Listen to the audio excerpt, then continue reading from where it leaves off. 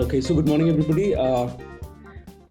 It's going to be a beautiful day. I think it's going to rain again, from what I see. And I thought today we are going to go with the guest speaker into very deep topics. So I figured we'd have it a little easy, go a little philosophical today. And so my little nugget is about singing and dancing like nobody's watching.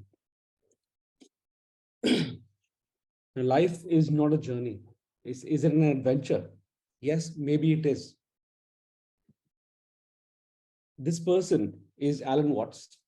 He was an English writer, theologian, and speaker known for interpreting and popularizing Eastern philosophies such as Buddhism, Taoism, and Advaita Vedanta, which is basically non dualism for a Western audience.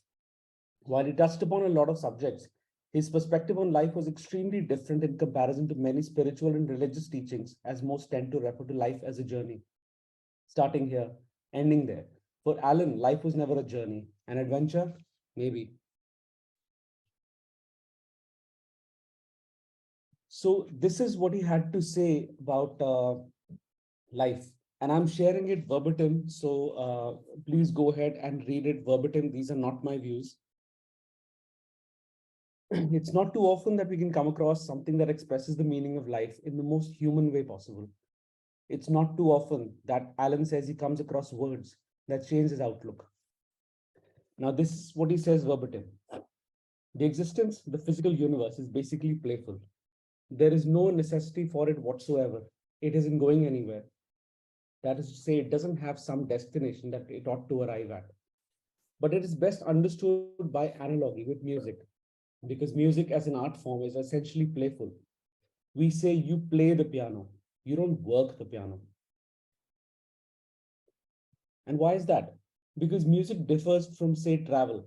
When you travel, you're trying to get somewhere. In music, though, one doesn't make the end of the composition, the point of the composition. If that was so, the best conductors would be those who played fastest, and there would be composers who wrote only finales.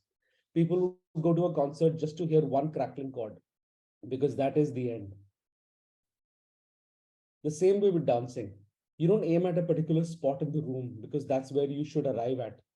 The whole point of the dancing is the dance. But we don't see that as something brought about by our education into our everyday conduct. We have a system of schooling which gives us a very different impression. And we've seen this every day with our kids and people around us. It's all graded. And what do we do is put the child into the corridor of this grade system with a kind of, come on, kitty, kitty, as you would do to a cat.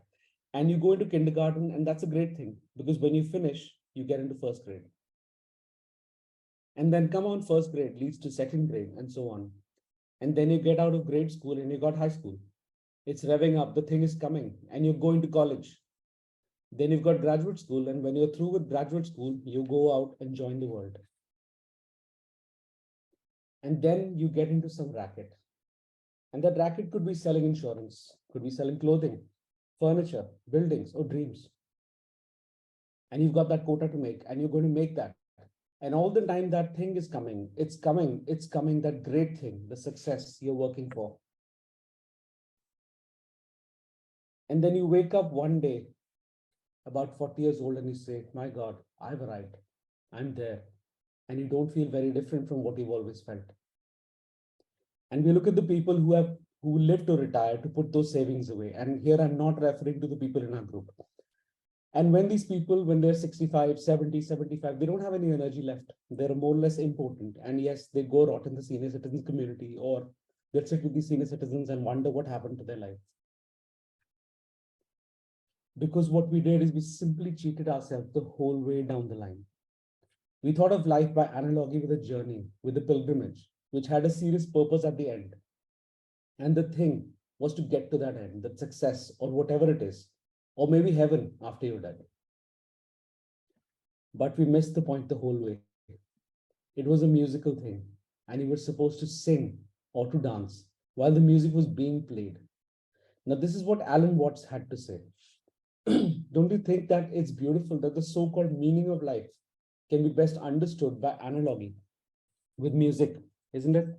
It's so simple and so profound, and maybe it's really a musical thing, and we're simply supposed to sing or dance along. Maybe it isn't so. Well, whether we agree or not, ultimately, even the little time spent in the song and dance of life is better than having never sung or danced at all. Now, these are not my views, these are Alan Watts' views, and this was taken from a post on Medium by Jay Mavani, and that's the link. So now I'm taking zero credit for this little nugget that I had to share with you. Just came across this last night, and it just called out to me and said, "This is what you need to share today." So that's it. Thank you to Jay Mavani for doing this, and thank you to you all for giving me this time. Thank you for that nugget, Aman, and for starting our week on a very